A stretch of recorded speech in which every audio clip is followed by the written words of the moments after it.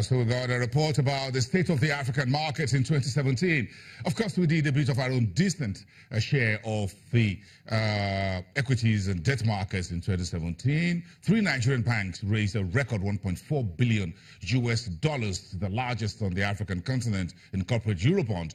Then on the rights issue, we raised close to $500 million as well. But at the IPOs market, we're still lackluster there since the Transcorp IPO in January of 2015. So we've got to put a bit of this into some context, putting Nigeria at the center of the African markets. Omotola Abimbola, one of the investment analysts from Afrinvest, is live here in the studios with us to take us through some of this. Good morning. It's good to have you. Thank you very much. It's been a very decent week. When you look at reports like this about the state of the markets in Africa and where Nigeria actually comes in here, what does it tell you really about how we are positioned with the rest of the continent? I think for Nigeria, particularly looking at the reports in terms of the activities in the debt and equity capital market in 2017, you will see that we saw an increase in the volume of rights issue transactions in the markets, primarily because most of the companies listed in the markets, they had their balance sheets significantly impaired by the FX depreciation that occurred between 2014 and 2016. So 2017 was the year for most of them to come back to the market to try to deleverage their balance sheets by raising equity capital from their existing shareholders. However, and more importantly, the IPO market is still very, very cool. We haven't seen a major IPO in the market since we had Seplat, listed in 2014. Transcorp listed in January 2015, but that's essentially a small cap company. So we haven't seen a really large cap company come to the market to list since the Seplat listing in 2014. And that reflects two things. Number one is the macroeconomic challenges the country is facing. Typically, for most companies coming out to list, they need to watch the market sentiment and ensure that the market environment is very, suitable for them to list. And the market environment in an economy such as this is determined a lot by macroeconomic stability. Looking at the FX markets, whether foreign investors are willing to stake, their money into the market. So because of the FX depreciation and the uncertainty regarding the FX policy between 2014 and 2016, the market wasn't really suitable for most companies to come out to list. And there's also another question of whether we are even raising enough winners in the local economy. Because in terms of companies, that are willing. So just a second to cut in there. I respectfully did that. Give us IPO 1.0 here. Okay. In terms of when we say an IPO and a company is willing to go to the market. And yesterday, the news out that Egypt stock market is looking at least about 7 IPOs. If you talk about the Chinese, they come in hundreds.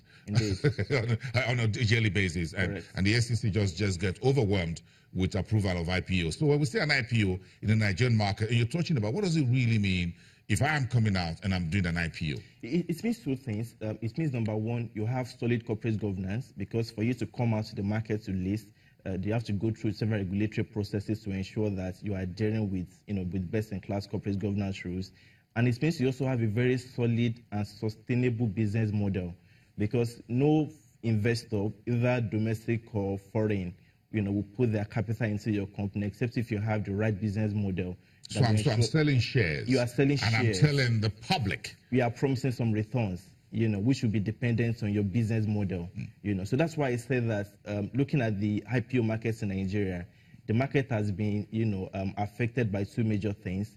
The kind of macroeconomic environment we are operating in, which has been very volatile in the last 6-7 years, as well as the nature and the stability of the companies we have in the country. We are not raising enough winners, who have the right corporate governance structure and who have the right, business model. So despite our very nice and decent GDPs of the last 7 years, if you exclude the last 2-3 years or so, and with oil prices at very nice level and with consistent democratic governance, we're still not building the kind of confidence of companies that can undress in public, as it were. That's what an IPO means. We do not. And indeed, if you look back to look at the IPO market, before the burst of the 2008-2007, financial markets bubble, you will notice that most of the companies that came out to list then are non-existent today. because number one, they didn't have the right corporate governance structure and they had no risk management framework. And those that are surviving today, if you look at their share price performance, it's been very poor. They've been mainly moribund, So a question needs to be asked. You're telling me. A question needs to be folks asking a lot of questions, Bosun.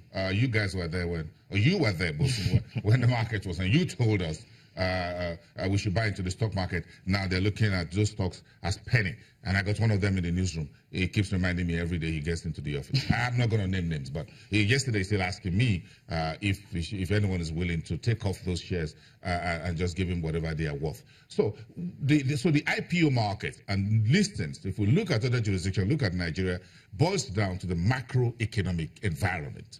Correct.